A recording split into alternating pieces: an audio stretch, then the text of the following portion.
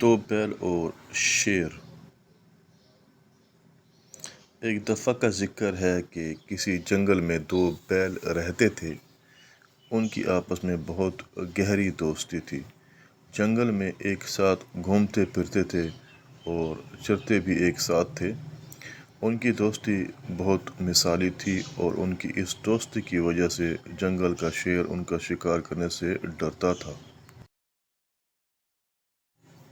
جب بھی شیر ان میں سے کسی ایک پر حملہ کرنے کی کوشش کرتا تو دونوں مل کر اس کی درگت بناتے کہ شیر کو اپنی جان کے لالے پڑ جاتے تھے۔ شیر نے ایک چال چلی اور کالے بیل کو دوست بننے اور مستقبل کے سہانے خواب دکھائے۔ اس چال کے ذریعے اس نے کالے بیل کو اپنے ساتھ ملا لیا اور کالے بیل کو سفید بیل کی نسبت شیر کی دوستی زیادہ محفوظ لگی اور اب سفید بیل اکیلا رہ گیا۔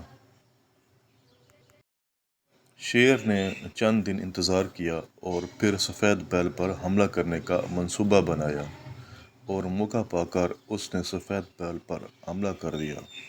سفید بیل نے کالے بیل کو مدد کے لیے پکارا لیکن اس نے کوئی توجہ نہ دی اور شیر نے اس کو چیر پھاڑ دیا۔ اور کالا بیل اس کو شیر کی خوراک بنتا دیکھتا رہا۔ کالا بیل یہ سوچ کر خوش ہو رہا تھا کہ شکر ہے کہ میں نے شیر سے دوستی کر لی ورنہ میرا بھی یہی حال ہوتا۔ تھوڑے ہی دن گزرے تھے کہ شیر نے اس کو بھی کھانے کی تیاری کی۔